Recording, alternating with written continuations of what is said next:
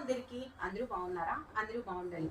అయితే అందరూ వరలక్ష్మి వ్రతం పూజ చేసేసుకున్నారా? ఇదిగోండి మా అమ్మవారిని కూడా చూసేయండి. అయితే ఇదిగోండి తాంబూలంలో నేనైతే ఇలా ఇలా పెడుతున్నాను అనమాట. ఇక ప్లేట్, జాకి చుక్క, 3 తమలపాకులు, చిల్లరి నాణ్యం, వక్క, పసుపు కొమ్ము, ఎండు ఖర్జూరం, గాజులు, ఇంకా శనగలు. ఇక శ్రావణ మాసంలో శనగలు ఇవ్వడం అంటే ఎందుకు ఇస్తారు అనేది మీకు చెప్తానమాట. సో శనగలకి ఒక ప్రత్యేకమైన లక్షణం ఉందన్నమాట.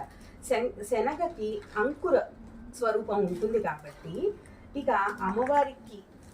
అమ్మవారి యొక్క పరిపూర్ణ అనుగ్రహం మనకి పొందాలి అంటే శనగలు కనుక ఇస్తే, ఎందుకంటే శనగలు మనం కనుక ఇచ్చామనుకోండి, 2వ రోజుకి నానబెట్టిన శనగలు ఇస్తే 2వ రోజుకి మొలకలు వస్తాయి కదా.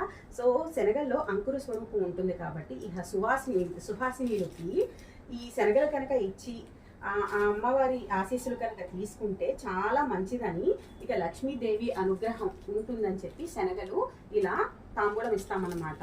సో శనగలు ఎందుకు ఇస్తారు అనే దానికి మీకు అందరికీ తెలిసే ఉంటుంది. ఒకవేళ ఎవరికైనా తెలియకపోతే తెలుసుకుంటారు అని చెప్పేసి ఇక నేను చెప్తున్నాను అనమాట. శనగలు అంకుర స్వరూపం ఉంటుంది. ఎందుకంటే నానబెట్టిన శనగలు 2వ రోజుకి మొలకలు వస్తాయి కదండి.